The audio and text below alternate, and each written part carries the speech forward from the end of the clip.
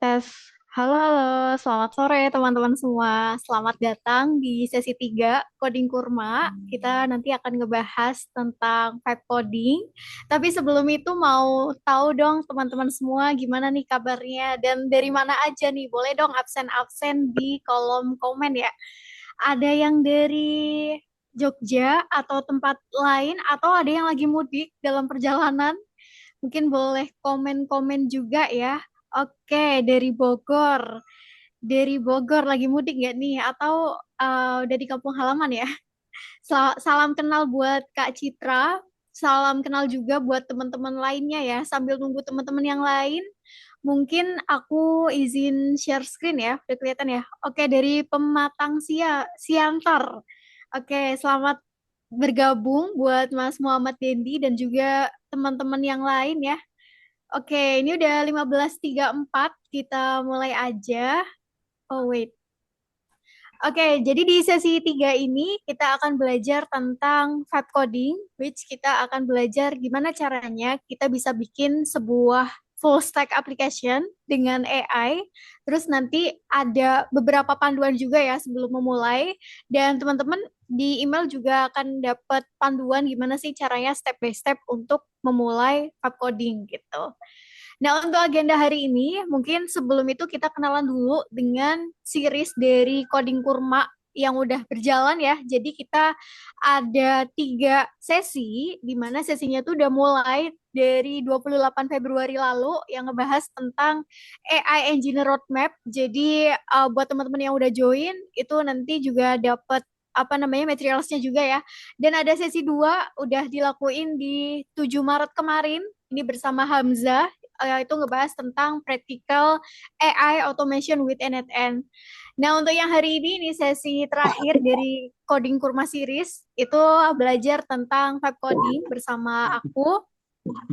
Dan untuk peraturannya atau rules-nya selama webinar hari ini, teman-teman dimohon untuk kondusif selama sesinya berlangsung. Boleh di-mute terlebih dahulu selama pemaparan materi, pun nanti akan ada sesi Q&A di akhir. Jadi nanti pas Q&A itu teman-teman juga boleh bertanya nanti lewat Slido atau bisa juga bertanya lewat kolom chat. Bisa juga nanti bisa raise hand kalau misalnya teman-teman mau bertanya secara langsung lewat mikrofon.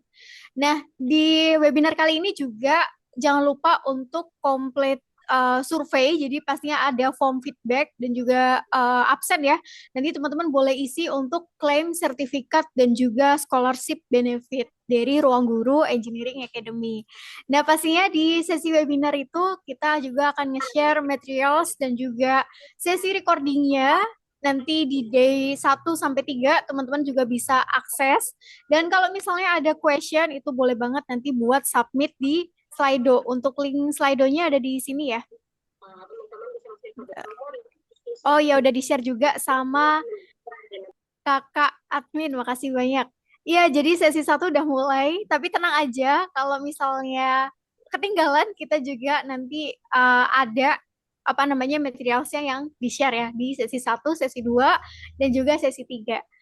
Oke, nah, untuk agendanya pastinya akan ada pemaparan materi, ada demo juga, terus nanti akan kenalan dengan Ruang Guru Engineering Academy, dan ada Q&A session, terus ada final quiz, jadi nanti ada quiznya, teman-teman nanti kalau ngerjain quiz dan juga submit form feedback, itu nanti akan berkesempatan untuk mendapatkan hadiah dari Skill Academy.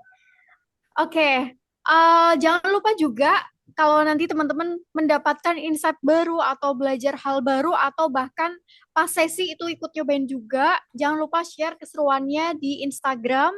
Boleh mention at skillacademy.id, at belajar coding AI, atau boleh juga mention Instagramku at maretacoach. Dan boleh juga nambahin hashtag coding kurma atau AI for everyone, supaya teman-teman yang lain itu bisa tahu nih, oh aku udah belajar apa hari ini, oh aku habis bikin apa hari ini. Nah itu bisa di-share juga ya keseruannya. Oke, mungkin kenalan dulu dari tadi udah ngobrolin banyak, mungkin kenalan dulu teman-teman semua, salam kenal, aku Mareta, sekarang bekerja di Ruang Guru sebagai seorang software engineer, dan kurang lebih udah 6 tahun setengah di ruang guru, itu juga nggak langsung jadi software engineer. Jadi aku udah beberapa kali switch karir dari dulunya tuh marketing engineer, terus transisi ya kayak oh merasa di marketing engineer aku perlu challenge baru nih. Nah, akhirnya aku mutusin buat switch karir ke UI designer dan terakhir kali itu pas di UI designer aku merasa kayaknya aku perlu tantangan lagi deh. Jadi aku ini switch karir jadi software engineer hingga sekarang. Jadi udah beberapa kali switch karir dan selama switch karir tadi aku juga banyak melakukan activity lain kayak misalnya sharing konten. Jadi aku banyak sharing tentang tech, AI insight atau bahkan tentang desain. Itu di platform TikTok, Instagram, dan juga LinkedIn ya. Namanya Mareta Coach. Kalau teman-teman belum follow, boleh juga kepoin atau follow at Mareta Coach. Oke, itu sekilas tentang backgroundku. Mungkin kita next dulu ya. Oke, ini juga ada info. Jadi di sesi sebelumnya itu ada kuis, terus ada teman-teman yang udah berhasil masuk top 3 ya di kuis. Selamat buat Rulita, buat Evelyn dan juga Antonius ini berhak untuk mendapatkan free course dari Skill Academy ya dan nanti akan di-email oleh kakak Ruang Guru Engineering Academy. Oke. Oh, sebelum mulai, boleh dong komen-komen apakah teman-teman udah ready untuk mulai sesi hari ini? Sebelum mulai nanti kita juga akan ada pemaparan materi sih terkait dengan vibe coding hari ini. Oke, kita mulai ya. Jadi untuk hari ini aku nggak prepare slide apa-apa karena ini basically kita akan lebih banyak demo, kita akan lebih banyak mengaplikasikan dari apa yang kita ketahui. Jadi poin-poinnya ada 4, which yang pertama kita pastinya akan belajar dulu tentang prompt engineering. Jadi kita pasti pengen nge-build sebuah aplikasi, aplikasinya pastinya pengen outputnya itu bagus, bisa digunain, terus nggak ada error gitu ya. Nah, gimana supaya achieve itu? Pastinya kita perlu belajar suatu teknik untuk nge-prompt. Nah, yang kedua, kita nanti juga akan kenalan dengan tools-toolsnya nih. Jadi kan ada banyak banget tools AI, tapi gimana cara pakainya, gimana cara memanfaatkan tools itu supaya kita tuh nggak kebingungan ketika kita mau nge-build sesuatu. Terus yang ketiga itu akan ada explore cool projects yang mana teman-teman juga bisa build juga, bisa nyobain juga. Jadi nanti aku akan share beberapa project yang udah aku build dan nanti teman-teman juga bisa nyobain atau bahkan bisa modify projectnya karena source code-nya itu pasti akan di-share juga. Nah, yang keempat, kita akan demo build your first full stack app, which nanti kita akan demoin dari nol banget, dari awal banget sampai deployment. Nah, itu gambaran besarnya dari sesi hari ini. Mungkin sebelum prompting, mau nanya ke teman-teman di sini, biasanya pakai AI, pakai tools apa nih? Apakah cuma pakai Gemini, atau cuma pakai ChatGPT, atau pakai apa nih? Mau tahu dong? Boleh tulis di kolom komen ya, pada pakai apa aja.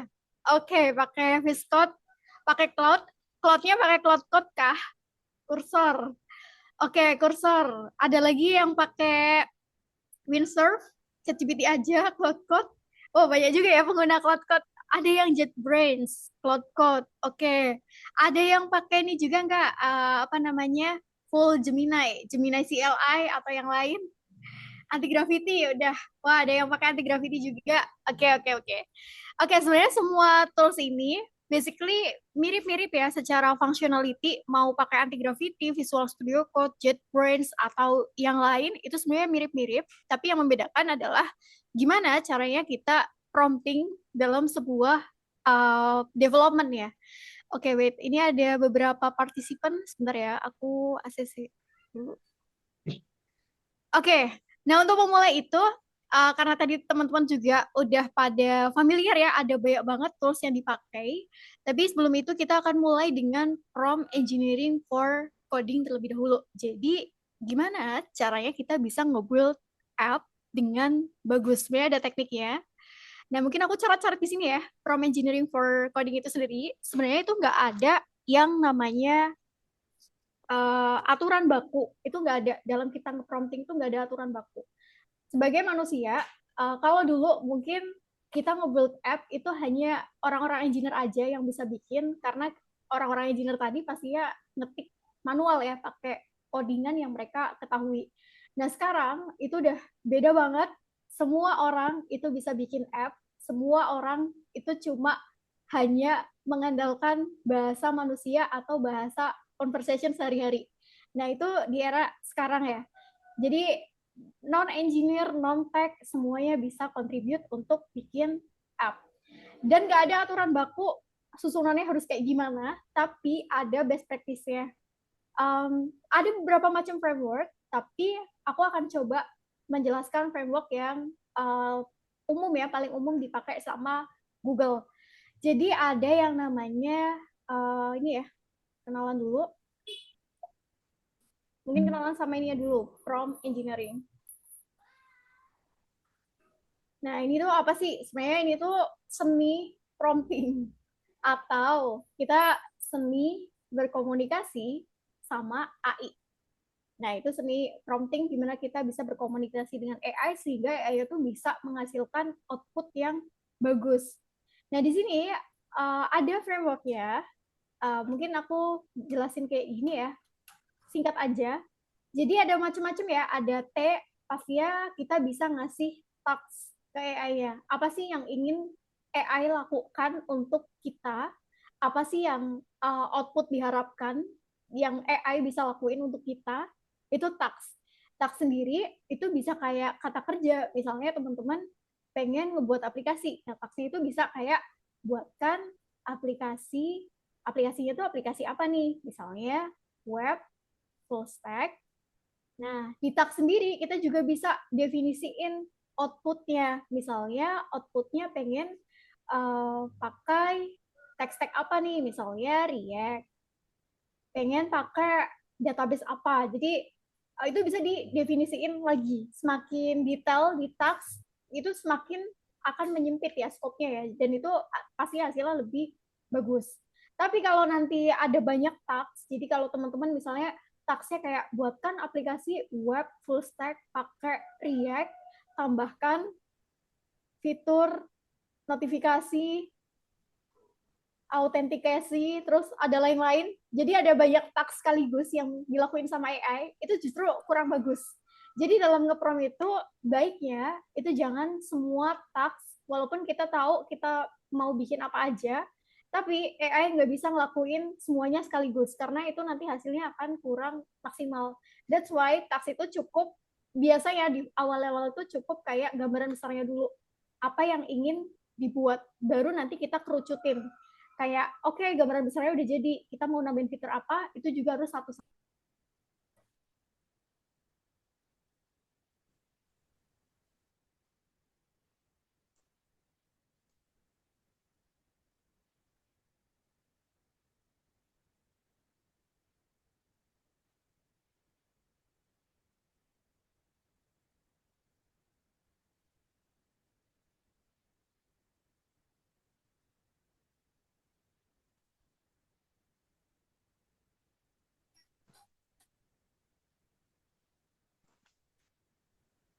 Oke, sorry ternyata terputus ya, sempat terputus, izin share screen ulang. Terjadi kendala, izin share screen ulang tadi sampai tax ya. Jadi basically kalau teman-teman ngeprom, teman-teman pasti punya ide apa yang ingin dilakuin sama AI ya. Tapi pastikan promnya itu jangan terlalu kompleks karena kalau terlalu kompleks, terlalu banyak task, kayak ibaratnya kayak kita punya asisten, kalau asistennya itu menerima banyak task sekaligus, dia pasti akan overwhelm, dia pasti akan kayak nggak maksimal kinerjanya. Makanya tasknya ini perlu disimplify terlebih dahulu gitu. Oke, berikutnya itu ada yang namanya konteks. Jadi konteks ini apa? Konteks itu kayak semisal teman-teman mau bikin aplikasi, itu perlu dijelasin background-nya apa, problemnya apa, atau kayak misalnya goals dari aplikasi yang ingin dibuat itu apa. Itu kita perlu menceritakan juga ke AI-nya, supaya AI-nya itu tahu. Atau bisa juga kita pengen ngebikin aplikasi full stack yang jadi ya, misalnya konteksnya adalah aplikasinya digunakan untuk uh, mengelola pengeluaran keuangan gitu atau mencatat transaksi keuangan. Terus kayak usernya siapa nih yang pakai. Nah, ini juga bisa dijelasin di ranah konteks. Nah, kalau kita udah ngasih tahu konteks ke AI ya, itu nanti bisa juga tambahin reference. Jadi reference sendiri itu kayak misalnya teman-teman pengen AI itu bisa ngelakuin maksimal atau ngasih contoh gitu ya, kayak misalnya aku pengen bikin aplikasi full stack-nya itu UI-nya seperti ini, tampilannya seperti ini. Nah, referensi ini bisa macam-macam. Bisa juga kita ngasih reference website yang udah ada atau kayak link URL gitu ya dari web yang udah ada. Kayak contohnya tampilannya persis dong kayak Gojek gitu misalnya, atau tampilannya persis dong kayak.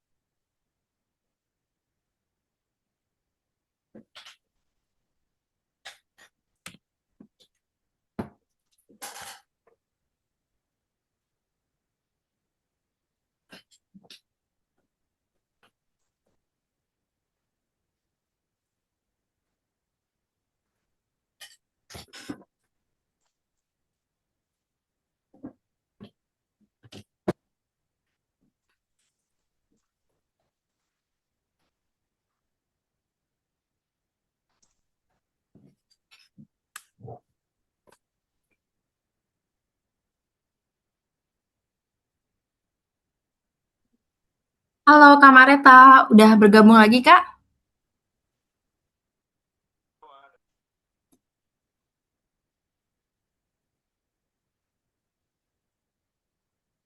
Tes, tes. Oke, sorry, sorry. Ternyata ada kendala ya. Sempat terputus. Em, Sebentar ya. Mungkin kakak admin boleh jadiin aku host.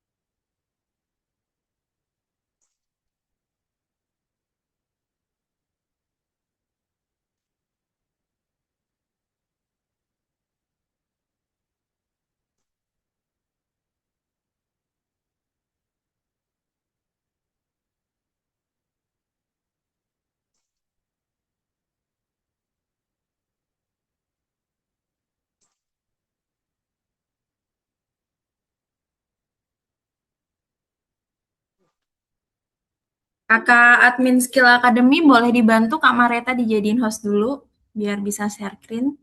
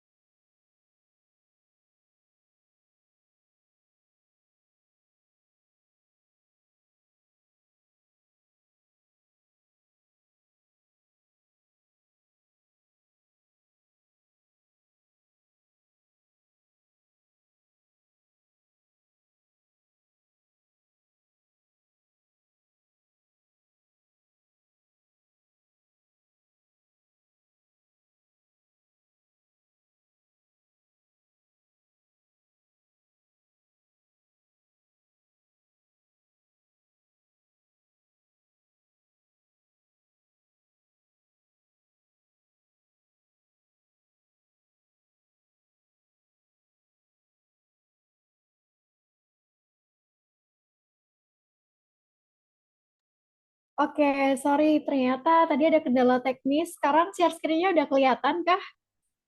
Kita lanjut lagi ya, udah aman? Mungkin aku izin off cam terlebih dahulu ya, supaya nanti lancar guys. Oke, oke. Tadi kita ada task, which task-nya itu perlu di breakdown, tapi teman-teman nggak perlu memasukkan semuanya itu jadi satu prompt, karena itu nanti akan overwhelm. Yang kedua, itu ada konteks, teman-teman perlu menceritakan juga background aplikasinya tuh goals-nya untuk apa, atau bahkan nanti end user-nya itu, usernya akan dipakai oleh siapa aplikasinya. Dan yang ketiga, itu ada reference. Reference ini kayak kita ngasih referensi kayak contoh UI-nya atau gambar tampilannya, bisa juga berupa link, bisa juga berupa contoh-contoh data, ya itu bisa dikasih reference. Mungkin ini aku contohin ya, kayak kita bisa nambahin, wait, kita bisa nambahin attachment. Terus ini bisa berupa link, bisa berupa gambar, atau bisa juga berupa dokumentasi-dokumentasi atau table-table atau data-data lainnya. Ini disebut sebagai reference. Nah, berikutnya ini ada apa namanya, evaluate. Jadi, tiap kali kita eksekusi satu perintah, itu kita perlu mengevaluasi gimana sih outputnya AI, apakah udah sesuai ekspektasi atau belum. Jadi, ini tuh perlu sesi lihat-lihat dulu atau review-review dulu. Kalau misalnya ada part-part tertentu yang memang kurang cocok, nah ini kita masuk ke tahap iterate. Jadi, di tahap ini tuh malah justru sangat penting, di mana kita akan melakukan hal-hal kecil ya, kayak perbaikan-perbaikan kecil dari output-output yang masih kurang sesuai, kayak misalnya wah ternyata ikonnya kurang bagus nih, atau kayak sekedar wah aku nggak pengen tampilannya berupa tabel, pengennya tampilnya berupa grid dan sebagainya. Jadi di sesi iterasi ini bisa dimanfaatkan dengan baik. Nah setelah iterasinya kayak misalnya di satu fitur itu ternyata udah selesai, itu nanti teman-teman bisa lanjut ke iterasi berikutnya, yang mana kayak melakukan task lagi, ngasih konteks lagi, atau nggak perlu konteks juga nggak apa-apa, ngasih reference lagi. Jadi tuh dia siklusnya muter ya, jadi itu bertahap. Nah, kalau misal teman-teman tadi ada banyak fitur yang pengen digarap gitu ya, nah itu iterasinya ya bisa kayak yang pertama, oke, bikin kayak sekedar fitur dasarnya dulu, ada create, read, edit, delete misalnya. Nah, berikutnya iterasi lagi kayak, oke, di sini ada mau bikin notification, notifikasinya apakah udah sesuai, nah ini perlu diiterasi lagi. Terus ada lagi fitur lainnya, jadi itu benar-benar stepnya, siklusnya bertahap dari atas sampai bawah. Itu konsep dari prompt engineering. Tapi sebenarnya kayak soal urutan-urutan itu nggak terlalu penting ya dalam kita nge-prompting. Tapi yang penting adalah kita tahu konsepnya kalau ternyata prompt engineering itu perlu bertahap supaya hasilnya bisa lebih maksimal. Nah, berikutnya ada lagi tools, workflow, dan juga best practice. Gimana caranya kita bisa nge-create suatu aplikasi. Toolsnya sendiri mungkin aku pecah-pecah ya. Tools, kalau di era sekarang kan ada yang namanya kayak ini ya, kayak Gemini, ada juga kayak ChatGPT, tools-tools yang kita biasa akses di web, ada juga kayak misalnya cloud dan sebagainya. Nah, ini bisa kita akses sendiri di web dan bisa nge-create sesuatu juga. Tapi ada tools-tools yang disebut AI agent, yang mana kita sama-sama nge-prompt, tapi outputnya bisa jadi beda. Kalau output yang ada di sini, itu yang era-era generative AI ya, di mana kita nge-prompt, dia bisa ngasih output jawaban, tapi bisa jadi kita tuh nge-prompt outputnya itu kita perlu kopas manual.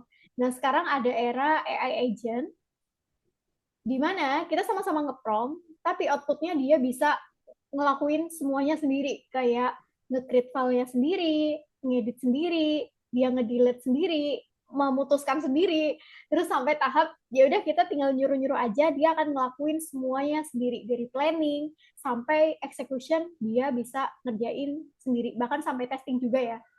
Terus di ini tuh toolsnya apa aja nih yang AI agent ini? Jadi kalau misalnya developer ya itu biasanya pakai Cursor, bisa juga pakai kayak apa namanya Visual Studio Code, yang mana ini bisa juga install yang namanya Copilot. Nah, bisa juga ada kayak Cloud Code, ada lagi misalnya Gemini CLI, ada lagi kayak apa namanya dari ChatGPT itu OpenAI yang CLI, ada lagi kayak sekarang yang lagi banyak dipakai orang-orang juga ada anti gravity, ada windsurf dan sebagainya. Jadi toolsnya banyak banget. Kita bisa ngelakuin banyak hal juga di dalam tools-tools ini. Nggak sekedar kayak bikin produk, bikin code, tapi bisa juga bikin kayak misalnya buat data analisis, buat banyak banget. Aku juga sering kepake buat kayak bikin materials, bikin slide, bikin interaktif, atau bikin sesuatu yang aku sendiri kalau misalnya ngebikin itu tuh sangat butuh waktu yang sangat lama. Nah, biasanya aku pakai AI agent, contohnya aku pakai anti gravity ya biasanya for daily activity ku. Nah, di sini di anti gravity sendiri atau tools-tools lainnya sendiri ya, itu sebenarnya dia juga punya otak ya, punya model atau otak yang bisa dipilih. Kita tuh mau pakai tools ini tuh otaknya mau pakai core yang mana gitu. Jadi ada banyak banget di balik ini ya, kayak misalnya kita pakai anti gravity. Nah di sini tuh bisa ada yang namanya bisa pakai otaknya Gemini. Gemini-nya juga ada macam-macam. Ada Gemini Pro, ada Gemini Flash dan sebagainya. Atau bisa juga pakai yang punyanya Anthropic. Itu ada yang namanya Cloud Sonnet, ada juga yang Opus dan sebagainya. Jadi ada banyak banget model-model yang bisa kita pilih tergantung dari kebutuhan. Kalau misalnya kebutuhannya tuh untuk solve problem yang kompleks dan butuh kayak itu tuh sangat sangat tinggi gitu untuk menyelesaikan itu tuh sangat rumit gitu. Nah itu teman-teman juga bisa pakai model yang paling bagus biasanya itu cloud ya, cloud Opus biasanya. Nah tapi ada juga yang kayak udah bikin aplikasi biasa tapi kayak nggak terlalu kompleks. Nah ini bisa juga pakai alternatif kayak Cloud Sonnet 4.6 atau bisa juga pakai Gemini Pro 3.1.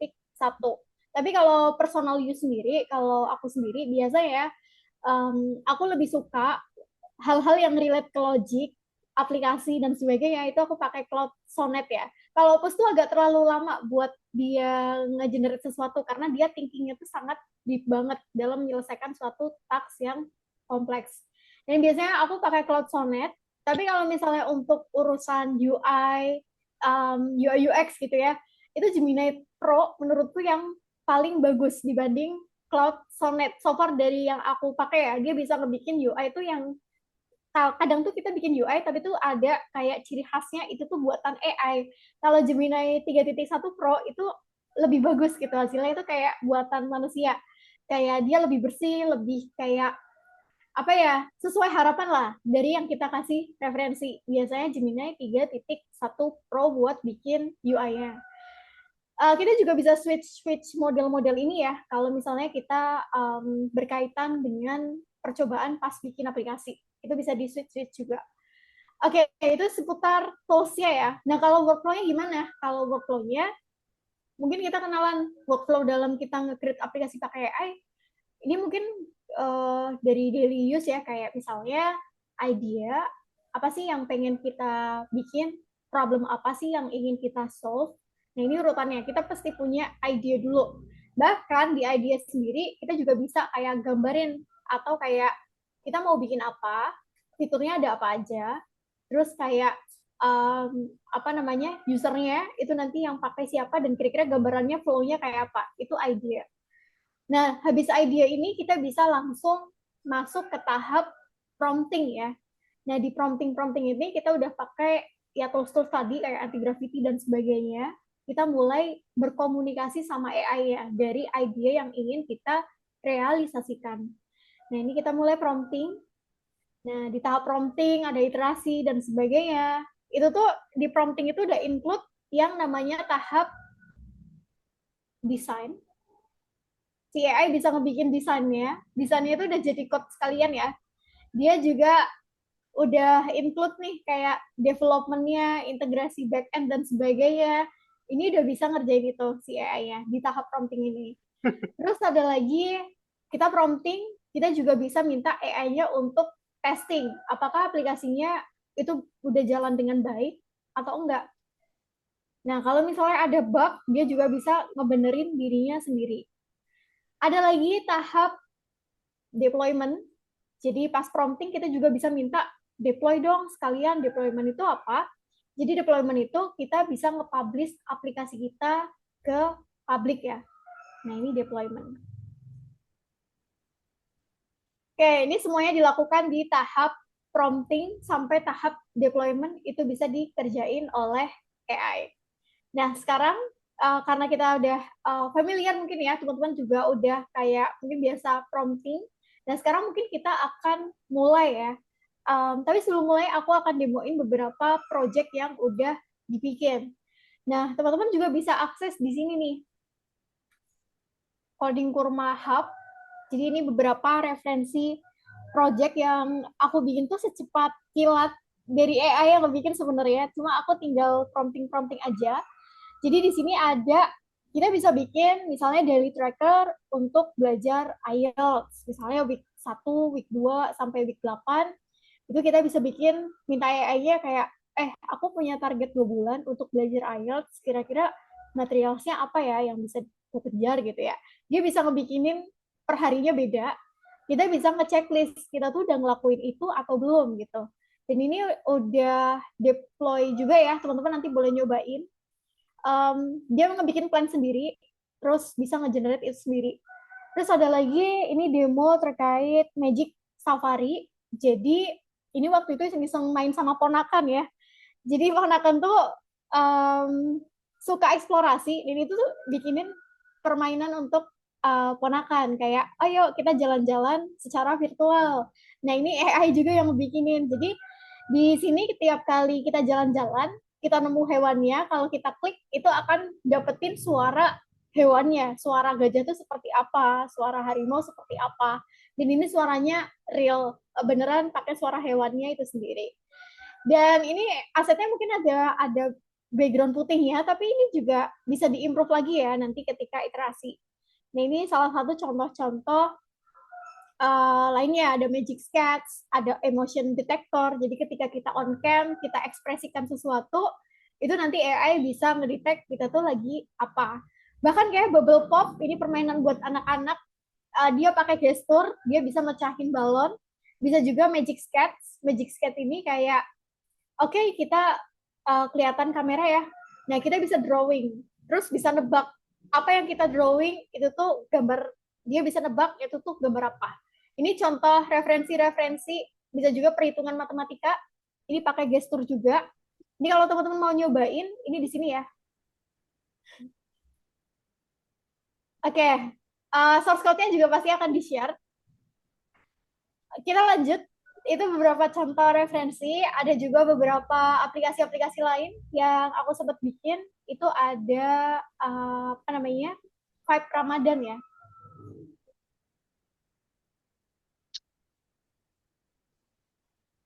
Nah, ini ada Ramadan Tracker. Ini juga udah full stack, bisa login, bisa nge-track daily activity Ramadan kita, bisa tahu jadwal sholat dan sebagainya.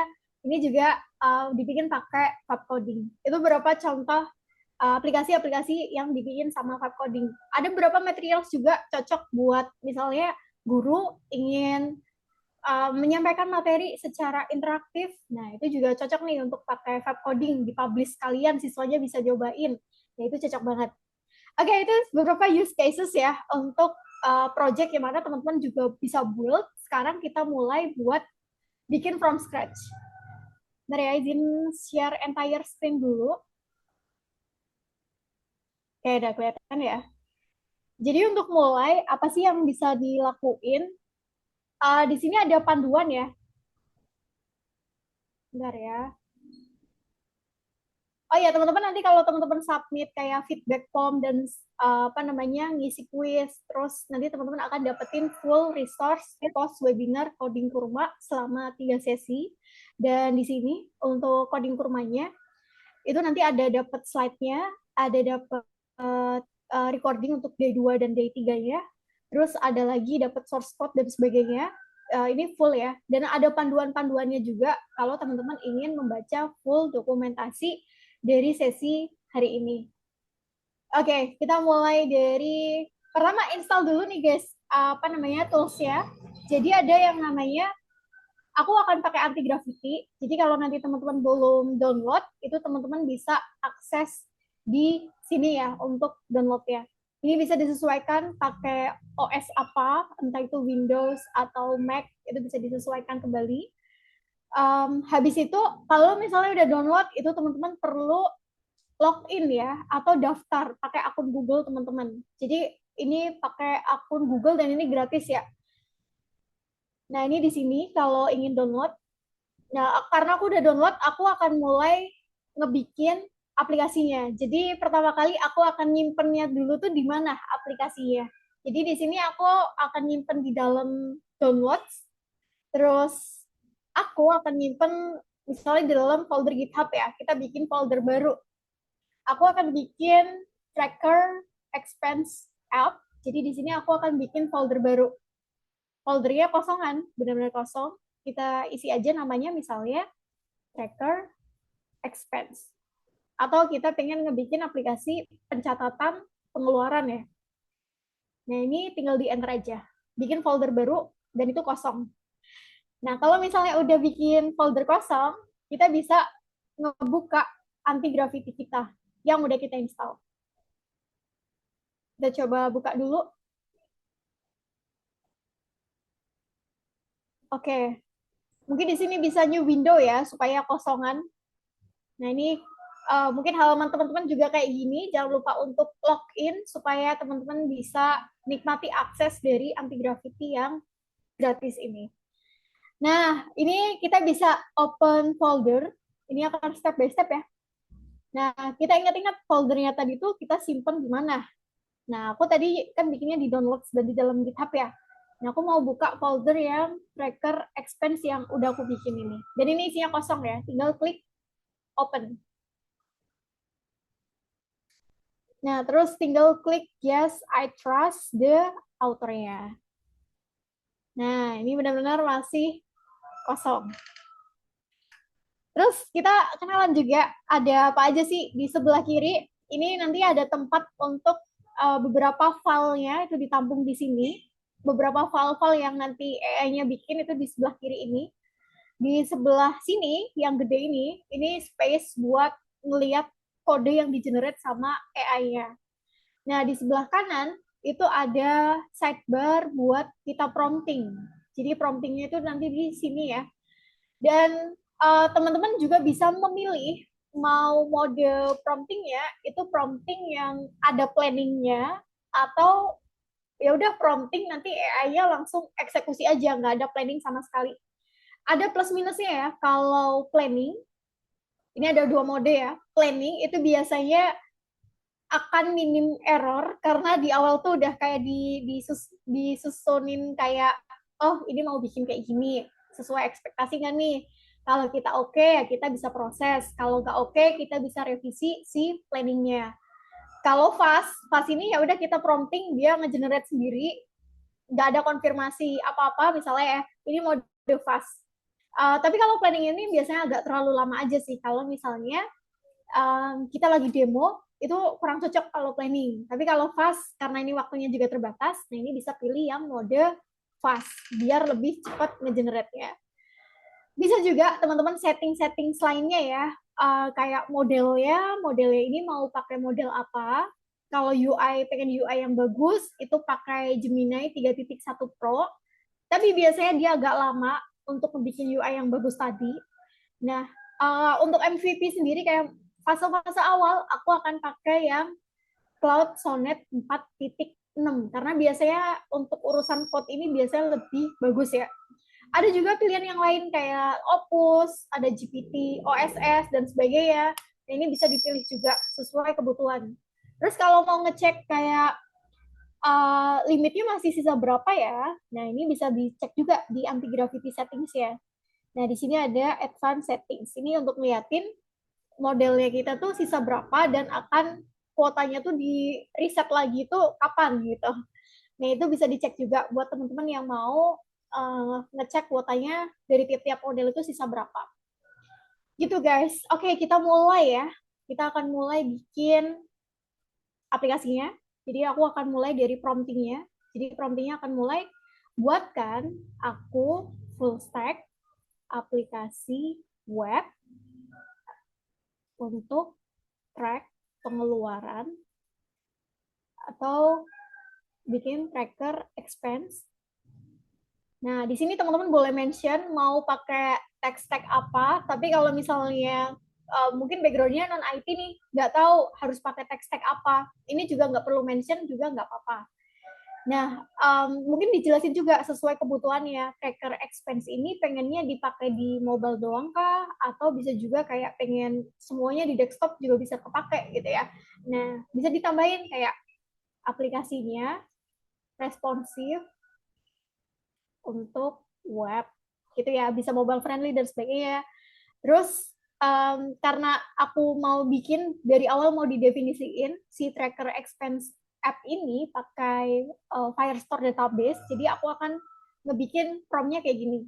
Nanti integrate pakai Firestore database. Oh iya, mungkin kenalan juga. Jadi kayak kita tuh tiap kali mau bikin aplikasi, itu pasti pengen aplikasinya bisa menyimpan suatu data ya. Atau tiap kali kita bepergian gitu ya, ganti device, itu pengen aplikasinya tuh masih nyimpen data-data yang kita apa namanya olah gitu ya. Nah, itu bisa pakai database namanya.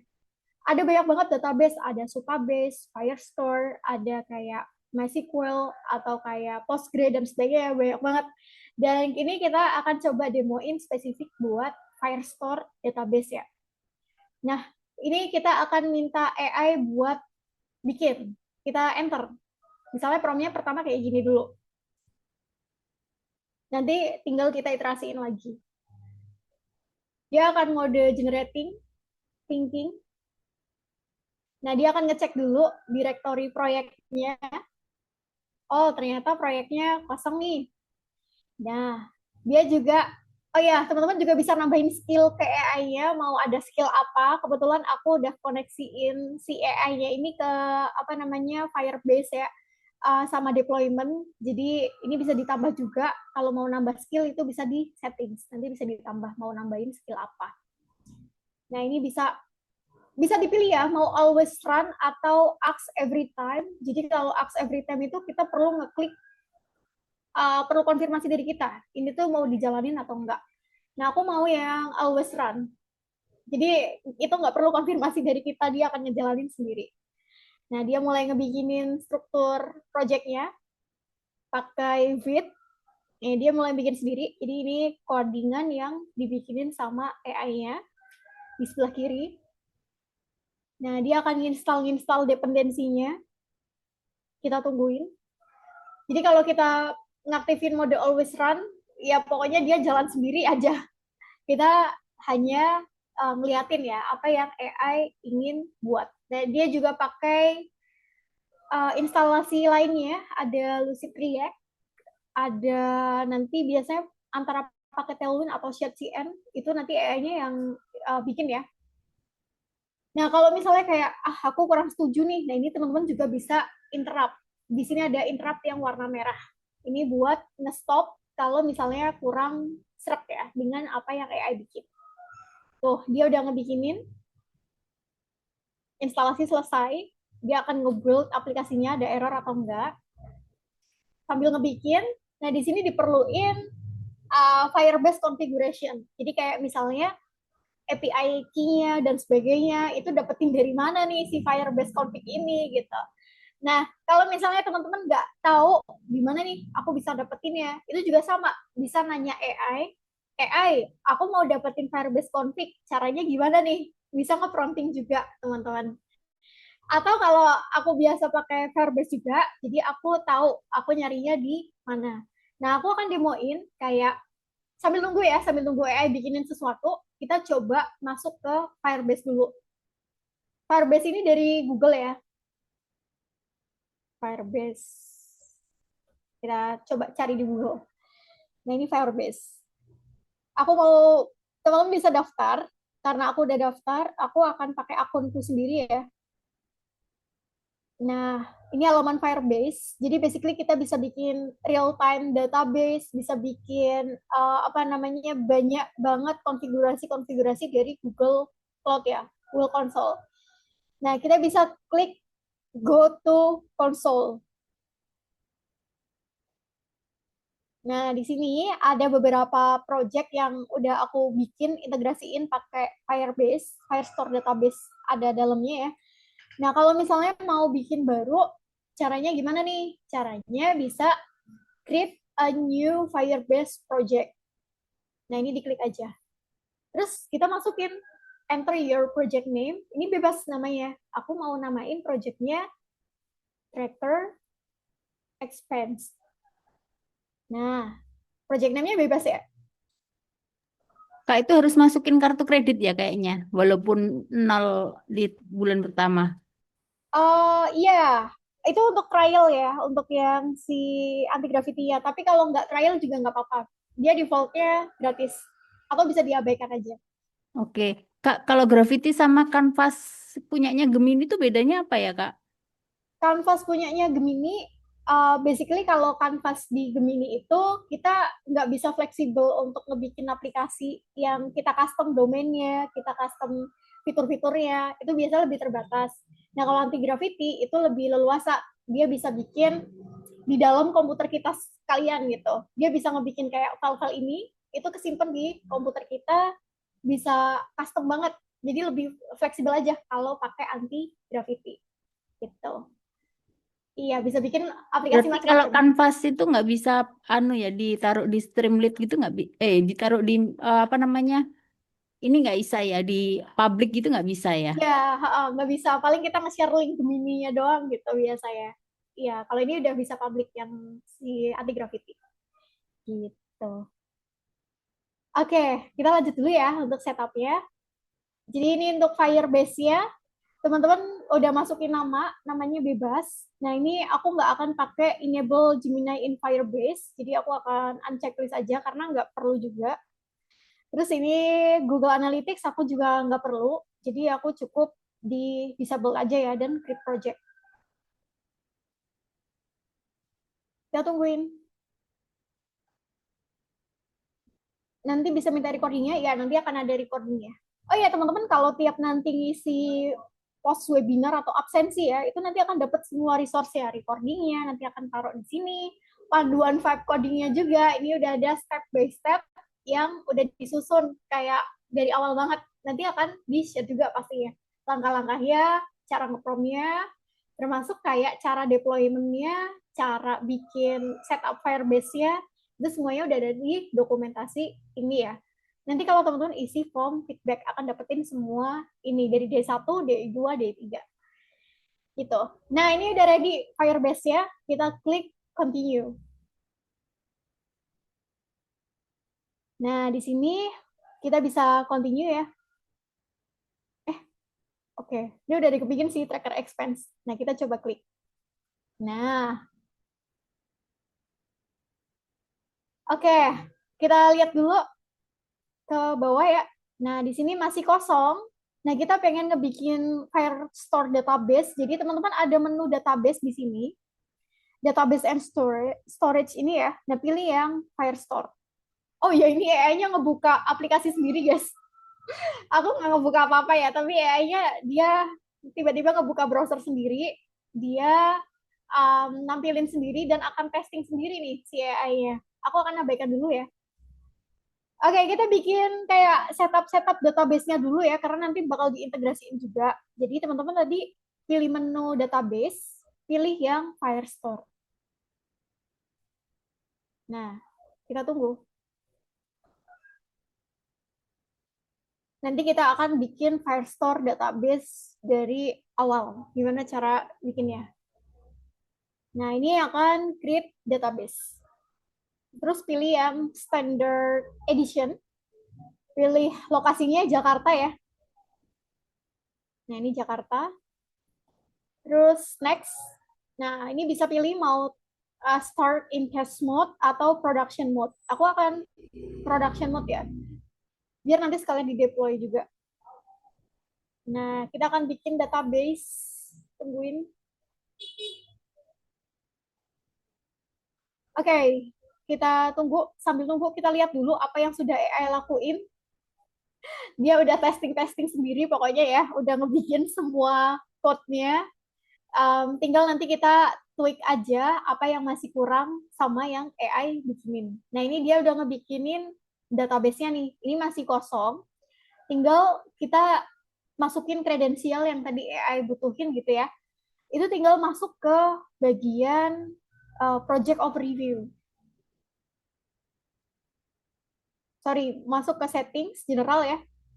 Dan teman-teman bisa pilih karena kita base-nya adalah bikin aplikasi web, jadi nanti bisa pilih web ininya untuk bagian project settings ya.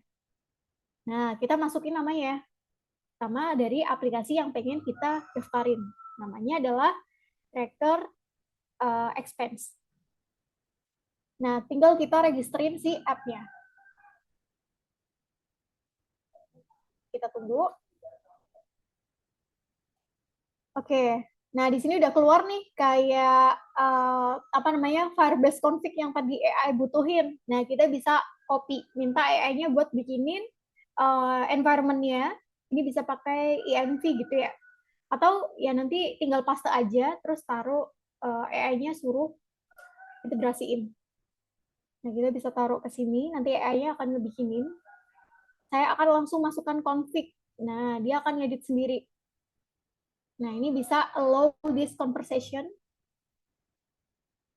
Nah, dia akan ngebikin env. Env ini adalah variabel ya, tempat untuk nyimpan kita data-data kayak ada yang kayak konfigurasi tadi, atau nanti kalau ada tambahan data-data lainnya, itu biasanya disimpan di env.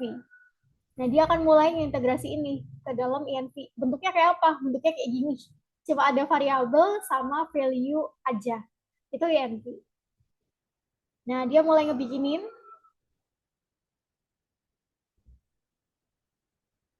Nah, dia juga kita bisa ngetes juga ya, BTW. Nah, ini kalau misalnya ada gagal, itu nanti juga bisa minta AI untuk ngebenerin tracker expense kita. Nah, kalau gagal, biasanya ya, itu kita perlu ngeset rules-nya, rules si database-nya, itu tuh harus bisa nge-create ya, atau bisa nambahin suatu data. Jadi nanti rules-nya perlu dia allow untuk bisa write, bisa melakukan fungsi-fungsi penulisan. Nah, ini sambil nunggu AI-nya. Oke. Ini keakuratannya sama yang biasanya pakai VS Code itu akurat mana, Kak? Soalnya kan kayak pakai Kiro atau pakai yang VS Code agen itu kan kadang ini kan ada tingkat kesalahan juga. Mm-hmm. Oke, kalau so far ya, kalau tingkat akurat tergantung model, tapi kalau modelnya Cloud Sonnet 4.6 biasanya lebih bagus untuk nge-create suatu project ya. Tapi kalau model ya kan ada Cloud Sonnet kan juga macam-macam, ada yang 3,5, ada yang di bawah itu. Nah, itu lebih kurang bagus. Jadi ini pilih aja sesuai dengan kebutuhan. Nah, kalau so far Cloud Sonnet 4.6 itu udah reliable juga untuk bikin project-project yang full stack dan dia bisa juga akurat ya untuk nge-bug fix itu. Nah, kalau yang case-nya lebih advance lagi, itu bisa pakai yang Opus. Tapi biasanya kalau kita dari awal pakai Opus, itu pasti akan ngabisin banyak token, karena kita nggak terlalu butuh untuk hal-hal yang kompleks, tapi si Opus ini biasanya lebih banyak makan token yang gede. Jadi, ya ini udah cukup sih yang Cloud Sonnet 4.6 gitu. Kalau di Viscode-nya ada Cloud Sonnet 4.6, ya itu bisa juga. Sama aja biasa ya. Oke, kita lanjut ya. Nah, ini ada gagal. Kalau teman-teman nanti nemu error atau sesuatu yang kayak, wah ini masih gagal nih. Nah, ini bisa dipaste aja atau di screenshot. Nanti AI-nya akan ngebenerin apa yang bisa dibenerin ya. Nah ini kita bisa tambahin kayaknya ada kurang sesuatu di rules Firestore ya. Nah, kita konekin lagi ke AI-nya, si anti gravity-nya. Dia akan mulai thinking. Kita tungguin. Nah, dia akan mulai ya. Dan sambil nunggu, ini juga ada rules-rulesnya. Nanti AI akan bikinin kayak rules-nya, tinggal kayak kita kopas aja. Apa sih yang AI bisa lakukan gitu ya. Pun ada referensi lainnya, kalau misalnya UI-nya aku kurang puas dengan ini, aku nggak pengen dark mode karena ini kurang bagus ya. Aku pengen UI-nya itu yang fancy. Nah, biasanya untuk referensi UI yang fancy, itu teman-teman bisa dapetin di Dribbble. Nah, di Dribbble ini sendiri, ini adalah tempat kayak portofolionya para desainer gitu ya. Kita mau nyari apa nih projectnya? Misalnya projectnya adalah seputar tracker expense. Nah, di sini akan ada desain-desain fancy yang bisa kita contohin ke AI-nya. Ini loh, aku mau bikin desain yang misalnya kayak gini. Nah, ini referensi-referensi desain ini ya bisa bikinin semirip mungkin gitu ya. Atau kalau misalnya mau bikinin, aku pengen tracker expense-nya kayak gini nih. Nah, ada kayak main account atau apa gitu ya. Nah, ini bisa teman-teman pilih. Oh ya, ini AI-nya jalanin sendiri. Bentar ya. Cara ngonekannya gimana Kak kalau mau miripin desainnya kayak dribble itu tadi? Oke, caranya nanti teman-teman cukup ini aja. Ini di copy ya. Kita nyari referensi ini, terus klik kanan, terus copy image. Nah, di copy image, terus nanti di sininya, ini aku stop dulu ya. Kalau mau miripin, kita paste aja. Pasti. Di sini. Terus kayak bikin desainnya mirip kayak gini dong. Nah, dia bisa ngebikinin sambil nunggu. Kita juga bisa masukin referensi multiple ya, kayak maksimal 5 gambar. Jadi AI bisa ngebikinin berdasarkan referensi-referensi yang kita kasih. Oke, jadi cukup di paste aja. Tiap kali nemu referensi link, bahkan ya kita nemu link yang bagus nih websitenya, nah si AI itu bisa juga. Nah, ini akan redesign total. Tuh. Nah, dia akan rechart. Oke, sambil nunggu ya. Oh ya, aku akan infoin dulu ke teman-teman sebelum lanjut lagi. Jadi, akan kenalan dulu dengan Ruang Guru Engineering Academy ya.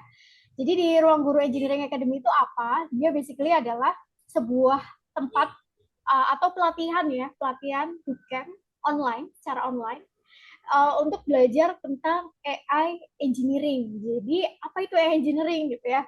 AI engineering itu basically suatu role, suatu bidang yang lagi hype banget di era sekarang. Jadi selain kita kayak menggunakan AI, jadi role AI engineering ini dia basically bisa juga mengorchestrate dari teknologi-teknologi AI yang udah ada sampai bisa ngebikin suatu project atau aplikasi yang terintegrasi dengan AI. Nah, di sini di AI Engineering itu kita udah jalan 11 batch dan ada banyak banget student-student dari batch 1 sampai batch 11 dan background-nya juga beragam.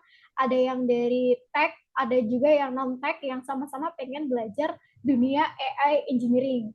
Nah, di sini di kita itu programnya ada 2 bulan, belajar selama 2 bulan, dan ini batch terdekat itu di April depan, tanggal 10 April, dan jadwalnya itu setiap Senin, Rabu, Jumat. Jadi seminggu 3 kali jam 19.30 sampai 21.30 atau kurang lebih selama 8 minggu. Nah, teman-teman akan belajarnya kayak apa aja nih? Kayak ada dari dasar banget career in AI, kayak kenalan di dunia AI kalau kita eksplorasi itu kita bisa ngapain aja sebenarnya. Oh, ternyata bisa berpotensi jadi AI engineer, bisa jadi data scientist, ML engineer, dan sebagainya ya. Jadi karir petnya itu juga akan dibahas di awal. Nanti akan ada belajar tech stack-nya karena untuk ngebikin suatu app atau suatu solution yang integrate sama AI, pastinya kita perlu belajar tools-toolsnya. Jadi kita perlu belajar programming. Ini ada belajar Python fundamental selama beberapa pertemuan. Terus ada AI assisted programming, jadi akan belajar vibe coding juga. Nah, vibe codingnya juga nanti akan kayak ke spesifik project yang relate dengan AI. Nah, di sini ada belajar NetN, jadi kayak dari awal banget kayak setup gimana sih NetN itu bekerja, gimana kayak studi kasusnya. Jadi ada beberapa pertemuan. Ada machine learning, teman-teman akan belajar machine learning dari awal, deep learning. Ada juga belajar PyTorch, visual model, kayak misalnya mau bikin aplikasi AI yang sifatnya image based, itu belajar CNN, YOLO, dan sebagainya ya. Ada stable diffusion, ada prompt engineering, RAG. Jadi kalau misalnya teman-teman mau bikin project yang itu tuh bisa tahu konteks dari internal data, nah ini belajar teknik RAG. Belajar NLP juga, gimana caranya si AI itu ternyata di balik layar memahami suatu perintah. Itu belajar dari awal banget. Ada agentic AI, ini yang paling canggih. Jadi teman-teman akan belajar LangChain, teknologi-teknologi yang canggih di era sekarang ya. Dan final project, jadi pastinya dari semua pertemuan yang teman-teman lalui, nanti akan ada one-on-one mentoring dan juga final project atau capstone project yang teman-teman bisa bikin. Nah, di sini juga selain semua skill, semua pertemuan, itu kita juga ada kelas soft skill. kelas soft skill ini merupakan salah satu bentuk dari persiapan karir ya. Jadi kayak gimana nih cara kita crafting CV secara best practice, gimana nih cara kita menyiapkan interview, apa yang harus kita lakuin, gimana strateginya, terus kayak sampai tahap portofolio atau presentation ya, gimana caranya kita bisa mempresentasikan project-project atau portofolio yang kita bikin ke stakeholders. Jadi ini benar-benar soft skill ini sangat membantu untuk career preparation ketika teman-teman mau berkarir sebagai AI engineer.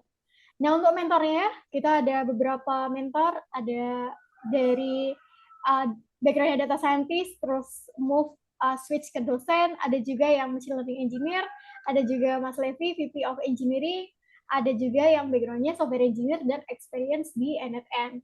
Jadi background-nya itu sangat cocok di berbagai industri ya. Untuk portofolio, kalau teman-teman ingin melihat kayak apa sih portofolio engineering yang udah student kerjain, nah ini bisa juga dicobain di halaman ini ya.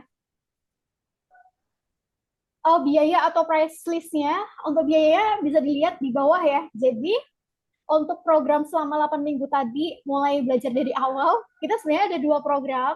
Ada yang background-nya mungkin software engineer atau yang udah punya technical knowledge gitu ya. Jadi ada program AI engineering aja, dan ada program AI engineering plus extra Python. Dan ini tuh direkomendasikan buat teman-teman yang belum punya background coding, tapi sangat antusias buat belajar AI engineering.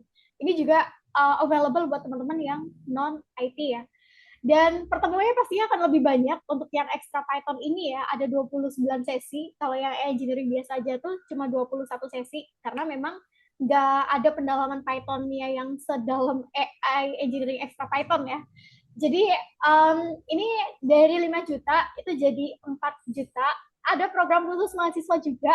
Bagi teman-teman yang masih mahasiswa atau yang memiliki KTM, itu ada potongan harga khusus mahasiswa. Ini juga sama untuk extra Python-nya, itu ada harga khusus mahasiswa. Nah, khusus teman-teman yang join webinar hari ini, itu ada THR ekstra dari Ruang Guru Engineering Academy. Jadi tadi kan di website harganya 4 juta gitu ya. Nah, khusus buat teman-teman yang join hari ini itu ada ekstra hemat 35%. Bisa klaim juga vouchernya khusus buat teman-teman webinar coding kurma, itu nanti harganya jadi 3.250.000. Itu udah include sesi yang AI engineering plus soft skill tadi. Jadi ini sangat worth it buat teman-teman yang ingin belajar AI engineering lebih dalam ya. Oke, cara klaimnya gimana? Cara klaimnya nanti teman-teman bisa isi form presensi ya di akhir ya, nanti ada klaim bonus ini gitu. Oke, itu contohnya. Ini sekedar info terkait AI engineering ya. Jadi nanti teman-teman bisa klaim juga. Kita lanjut lagi. Nah, ini ada limit ya. Kita udah kenal limit. Gimana caranya kalau kita lagi vibe coding, terus tiba-tiba limitnya habis. Nah, teman-teman bisa, solusinya adalah bisa ganti model. Misalnya ganti ke Flash atau ganti ke 3.1 Pro. Nah, misalnya kita ganti ke Flash dulu ya. Lanjutkan, gini aja. Kita ganti model, terus kita klik perintahkan lanjutkan. Dan nanti dia akan melanjutin dengan model yang baru kita pilih. Gitu. Kita tungguin. Nah, dia udah nge-redesign atau belum nih? Nah, dia lagi ngebikin sesuatu ya. Dan kalau misalnya teman-teman udah ngerasa puas nih dengan hasil desain AI-nya, itu nanti teman-teman bisa langsung deployment itu atau dipublish ya aplikasinya. Kita tungguin dulu, ini masih loading ya. Sama ada beberapa referensi-referensi lainnya. Jadi kalau teman-teman ternyata butuh kayak interactivity atau butuh kayak animasi-animasi yang teman-teman tuh nggak perlu nge-create dari awal, itu juga ada referensi Lottie ya. Nah, itu gratis. Ada juga yang berbayar, tapi mostly banyak kan ini ada versi gratisnya. Jadi tuh di sini ada banyak banget motion kayak misalnya mau bikin loading. Nah, ini tuh ada animasinya. Ini teman-teman bisa pakai untuk aplikasi teman-teman supaya lebih eye-catching buat usernya ya. Ini ada dari Lottie. Ini nggak perlu nge-build dari awal ya. Ada juga kalau misalnya mau nyari apa namanya, misalnya buat game, oh enggak, buat sukses ya, kayak misalnya user ngisi sesuatu terus sukses. Nah, ini ada animasi-animasi ya. Ini referensi aja ya kalau mau nambah interactivity di websitenya atau aplikasinya teman-teman. Oke, nah ini dia lagi nungguin ya, sambil nunggu. Nah, ini aplikasinya ternyata udah kayak gini. Udah jadi, tinggal ini masih ada error, tinggal nanti kita minta benerin AI ya. Nah, ini udah full kayak yang tadi ya, persis yang ada di Dribble. Oke, ini juga pastinya mobile friendly karena ini mobile first juga. Nah, ini teman-teman bisa langsung kita screenshot dulu ya errornya.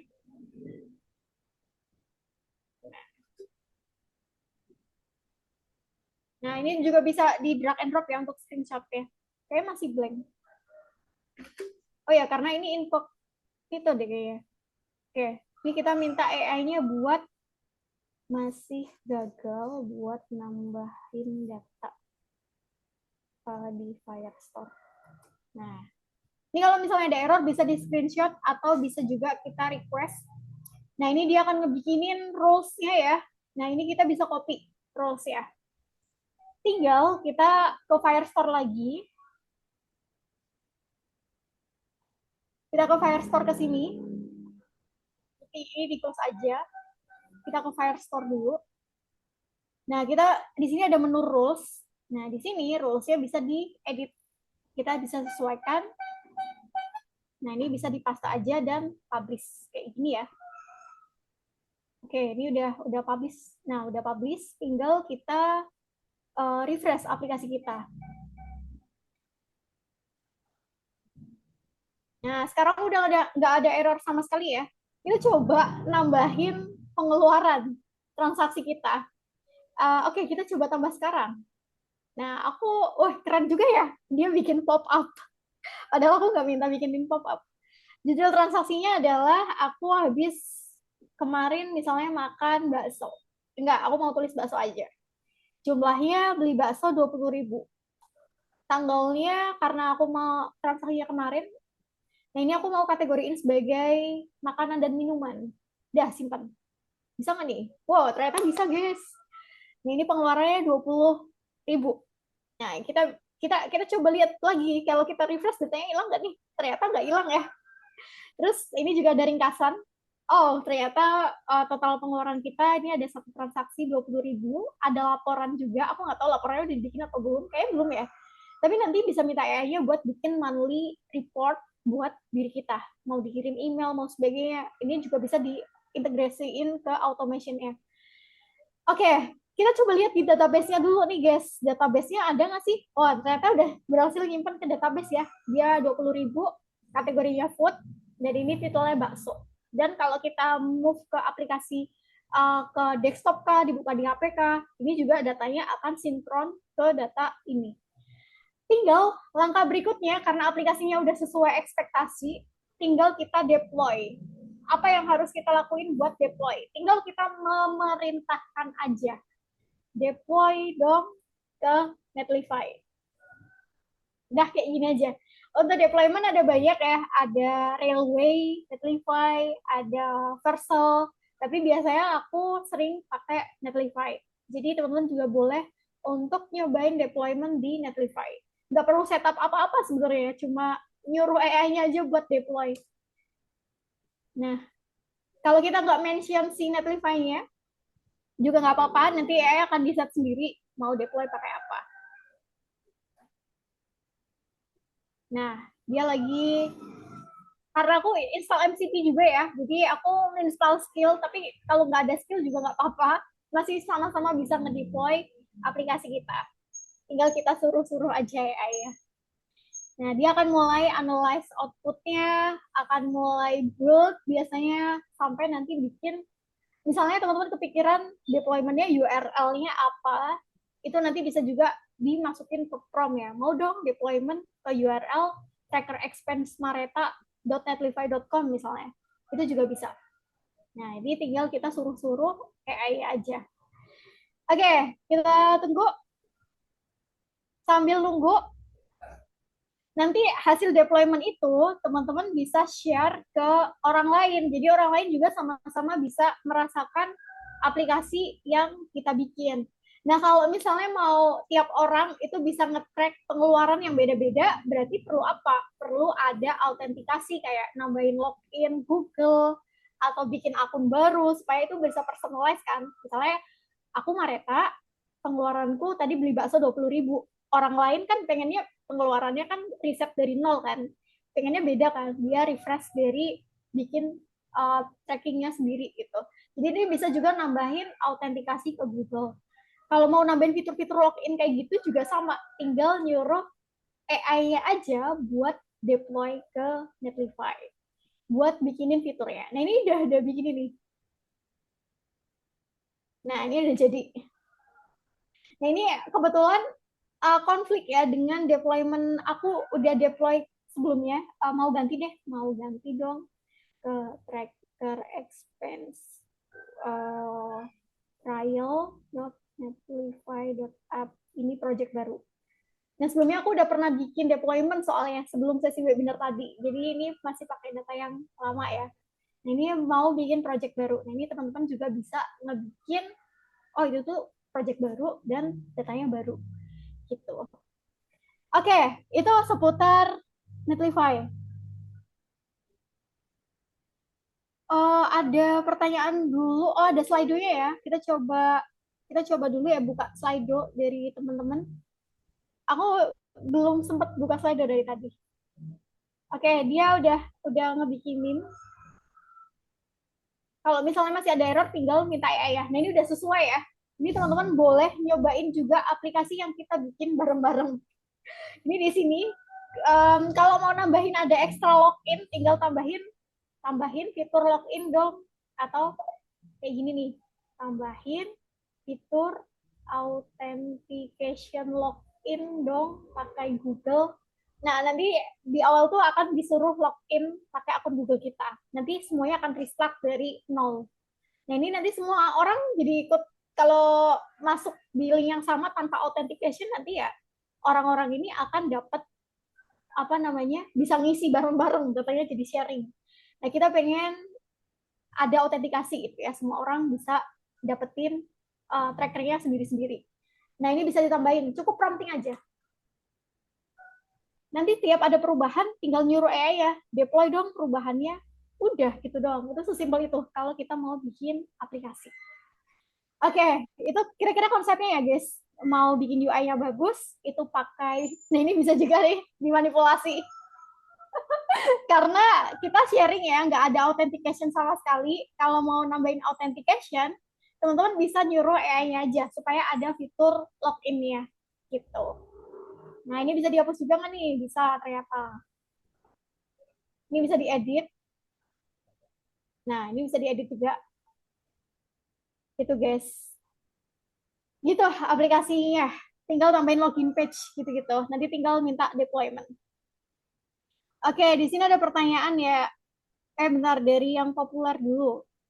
Apakah langkah setelah aplikasi selesai dibuat untuk deploy dan publish mobile app, serta apa langkah setelah aplikasi selesai dibuat untuk deploy dan publish mobile app, serta hal yang perlu diperhatikan terkait backend database servers dan proses deployment-nya. Jadi untuk langkah-langkah deployment itu beda. Untuk web ya pastinya itu macam-macam ya, bisa yang kayak lewat Netlify, bisa lewat Vercel, terus nanti bisa beli domain, custom domain sendiri.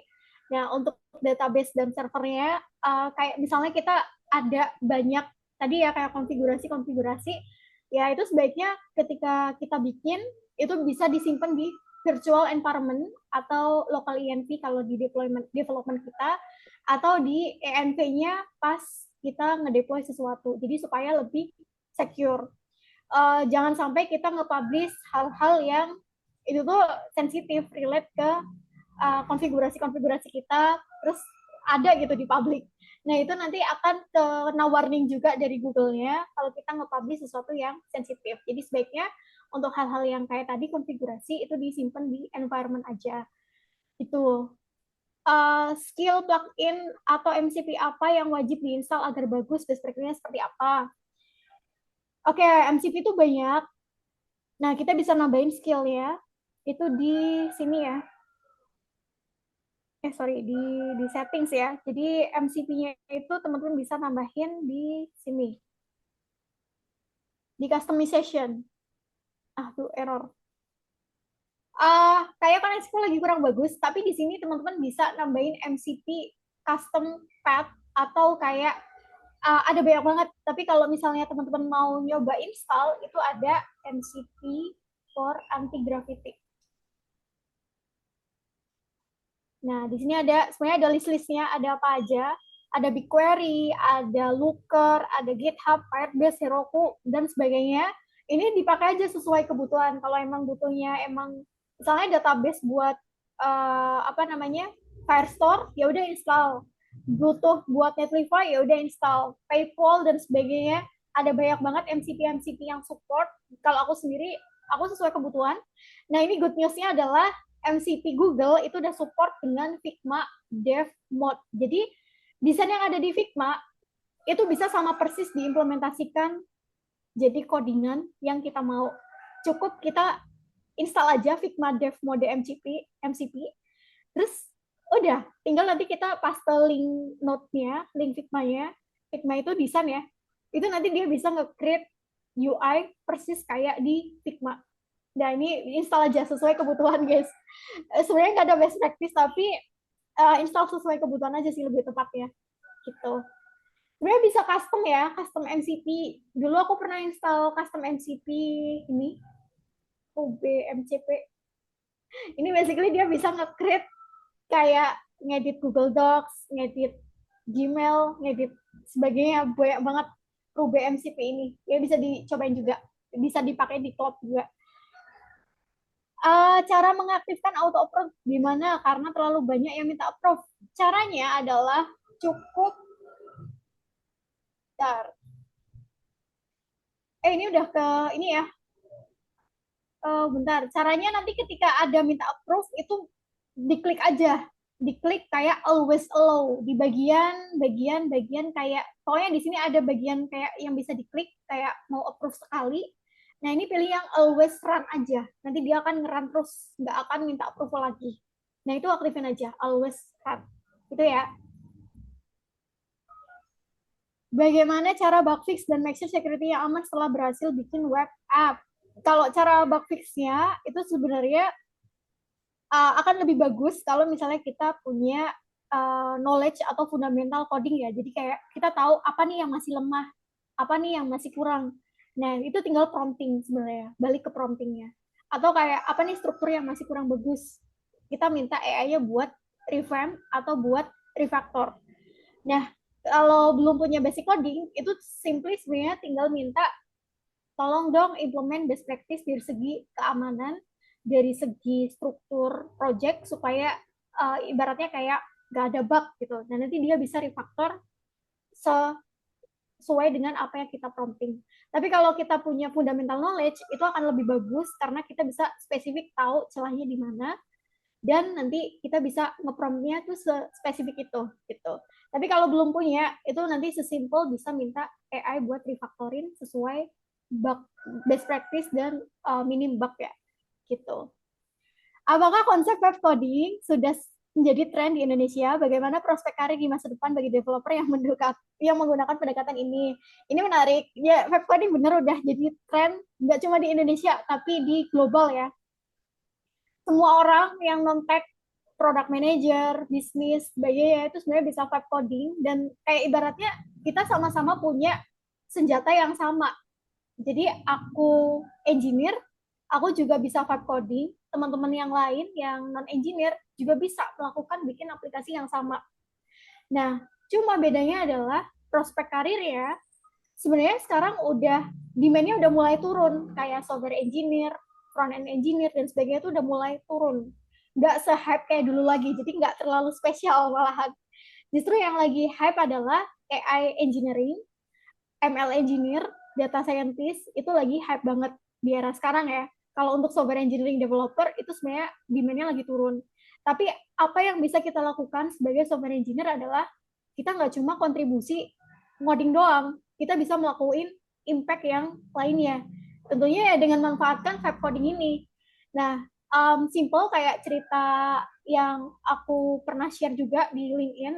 Jadi yang aku lakuin sekarang adalah meskipun roleku software engineer, aku bisa ngelakuin hal atau hal-hal impactful lainnya. Contohnya apa nih? Contohnya di sini teman-teman bisa ngelakuin kayak ini ya, bikin fitur atau simply kayak kita punya tim, kita pengen tim member kita tuh sama-sama bisa produktif, bisa lakuin activity-activity yang lebih high impact juga. Nah, kita bisa solve problem yang terjadi di tim itu. Apa nih, kayak misalnya timnya butuh automation. Berarti software engineer perlu upgrade skill, belajar automation. Software engineer perlu belajar upgrade skill buat problem solving yang lebih ke bisnis impact atau sebagainya gitu ya. Jadi nge-solve hal-hal yang ada di tim, mulai dari hal kecil sampai hal gede. Atau impactful lainnya adalah dengan vibe coding aku bisa contribute ke education. Misalnya yang dulunya bikin kayak materi yang interaktif itu sangat lama dan kayak nggak memungkinkan juga untuk ngebikin interaktif yang customized. Nah sekarang tuh jauh lebih mudah. Mau bikin ada mau jelasin interaksi kimia, ada tumbukan, mau dibikin secara interaktif, yaudah ini bisa di solve dengan vibe coding. Kita bisa bikin platformnya. Mau bikin two-way interaktif ya bisa juga. Jadi ini bisa dimanfaatkan dengan AI. Nah ini contohnya, bisa sharing juga ke Bapak Ibu guru pengajar kayak, oh gini loh bisa bikin materi interaktif yang bisa share ke siswanya, bisa sharing ke internal employee misalnya, biar sama-sama bisa ngerasain vibe coding, bisa belajar basic programming, bisa juga kayak semacam dengan adanya vibe coding itu software engineer nggak sekedar software engineer, tapi bisa jadi edukator, product builder, bisa juga kalau kita impactful ke education ya jadi curriculum designer, problem solver, toolmaker, automation, bisa juga full stack. Itu kita bisa jadi full stack of everything sebenarnya. Jadi role-nya nggak sebatas ngoding doang ya guys. Itu untuk yang sekarang trennya. Itu guys. Oke, ini banyak banget pertanyaan-pertanyaannya. Oke, waktunya sebenarnya udah habis. Tapi nanti semua pertanyaan yang belum terjawab itu nanti akan aku jawab di ini ya, di docs post webinar. Nanti akan aku share juga. Terus akan ada event berikutnya nih guys. Nah, ini ada sesi kuis. Ini teman-teman kalau ikut kuis akan dapetin THR ekstra dari Skill Academy Pro. Itu akan dapetin free course dari Skill Academy, 100% gratis course-nya. Jadi kalau menang kuis, teman-teman berkesempatan buat dapetin itu.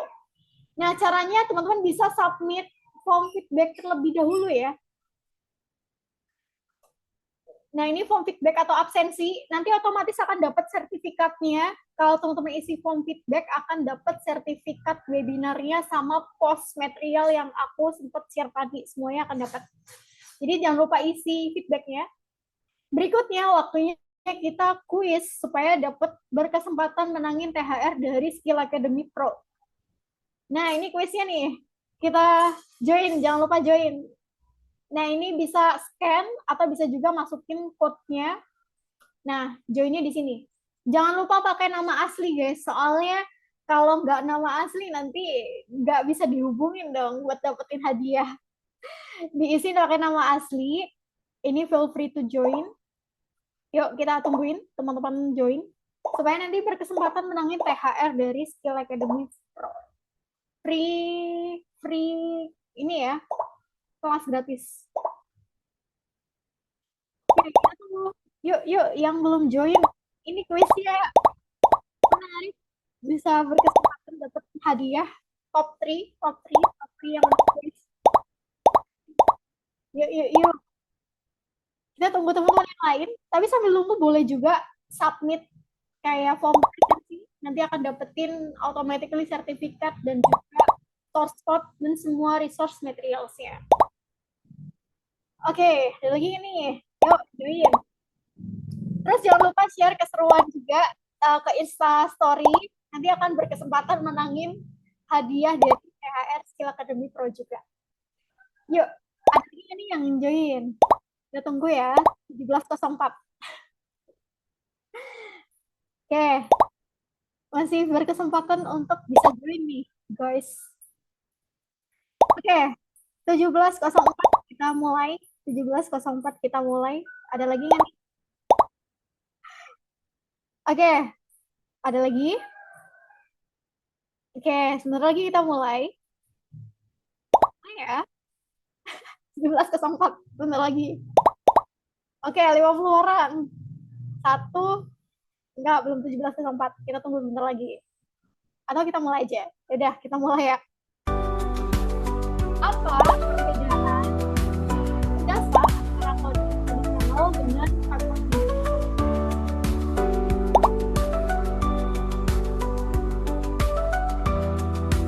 Ayo, apa nih kira-kira? Agak teori ya, panjang ya. Tapi nggak apa-apa.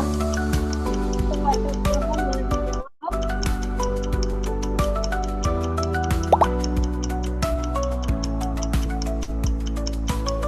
Oke, waktunya 3 detik lagi. Oke. Wah, selamat untuk Halim Zakaria, peringkat pertama, Yanuar Abimanyu, dan juga Taufik ya. Kita next question. Oh, ternyata ada yang menjawab salah. Jawaban yang benar adalah coding tradisional itu emang fokus ke sintaks aja, dan kita yang ngetik sendiri. Kalau vibe coding itu kita pakai bahasa manusia untuk solve kalau ada bug-bug, ya udah kita cuma ngetik pakai bahasa manusia aja, nyuruh AI-nya buat benerin.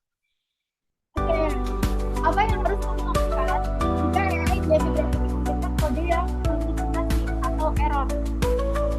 Apa nih yang kira-kira harus dilakuin? Apakah hapus seluruh proyeknya? Apakah perlu refine filenya? Atau tunggu keajaiban sampai besok pagi kita bisa begitu? Atau yang terakhir, ketika semua kodenya secara manual? Kira-kira yang mana? Waktunya 3 detik lagi. Davis. Ya, nah, hampir benar nih jawabannya. Oke, selamat untuk Yanuar Abimanyu, ada Supran Yusuf, terus ada Al Furqan Al, ini top 3 ya. Kita next, ada 5 pertanyaan. Selain anti-gravity, itu apa yang biasanya dipakai buat pasaran kita yang cantik dengan cepat? Ayo, kira-kira apa nih? Selain anti-gravity, ada banyak sebenarnya ya, tapi kalau di-mention tadi, apakah ada jawabannya yang benar? Apakah Microsoft Base, Firestone, Cisco, Lovable?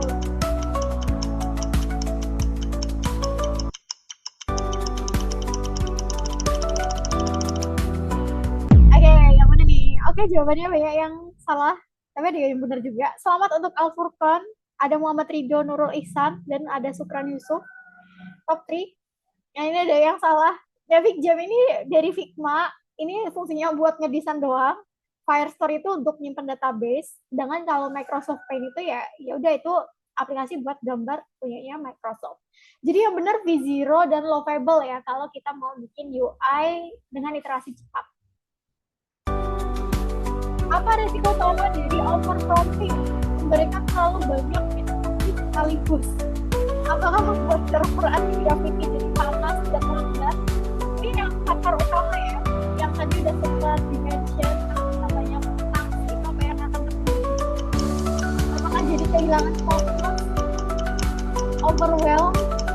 Apa laptopnya harus di-restart? Kira-kira yang mana nih?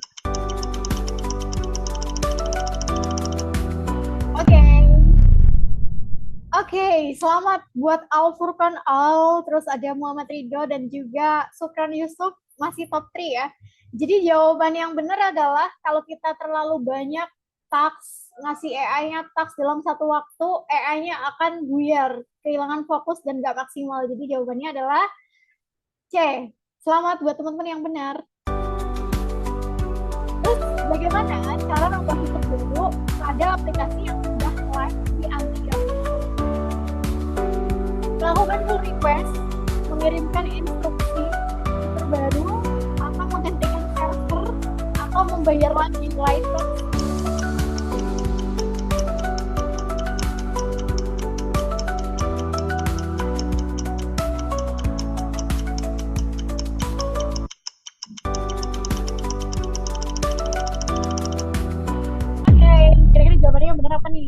Wow.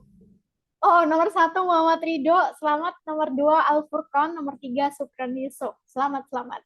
Yang benar B ya, mengirimkan instruksi baru ke AI ya. Oke, ini end assessment. Kita coba lihat.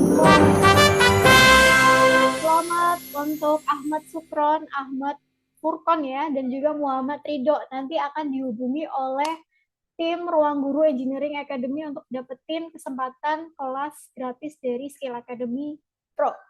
Oke, itu untuk kuis hari ini. Jangan lupa untuk teman-teman share juga keseruan belajar hari ini di @belajarcoding.ai Skill Academy, dan juga boleh juga @mareta_coach Instagramku. Nanti biar sama-sama teman-teman yang lain bisa melihat, oh kita udah belajar bareng apa hari ini. Dan jangan lupa teman-teman untuk join Ruang Guru Engineering Community. Jadi kalau kita ada event-event atau update-update seputar AI, teman-teman nanti akan dapetin di WhatsApp. Jadi jangan lupa scan kodenya, nanti bisa join community ke Ruang Guru Engineering Academy. Oke, mungkin kakak admin juga boleh share juga ya linknya untuk community dan juga link absennya. Oke, jangan lupa untuk absen ya guys, nanti akan dapetin otomatis sertifikatnya. Oke. Nah, untuk dari sesi 1 sampai 3 hari ini udah selesai dari event rangkaian Coding Kurma. Semoga dari sesi 1 sampai 3 ini bermanfaat bagi teman-teman yang join dari day 1 sampai day 3. Pun kalau nggak join, masih bisa catch up dengan materi-materi yang kita sediain di post webinar. Tapi jangan lupa submit feedback supaya dapetin linknya. Kapan lagi ada webinar seperti ini? Nah, nanti akan diinfoin lagi di community Ruang Guru Engineering Academy. Jadi jangan lupa join, nanti akan dapetin update-update-nya. Jangan lupa follow @skillacademy.id, belajar coding AI, atau boleh juga follow @mareta_coach supaya kita sama-sama bisa belajar bareng.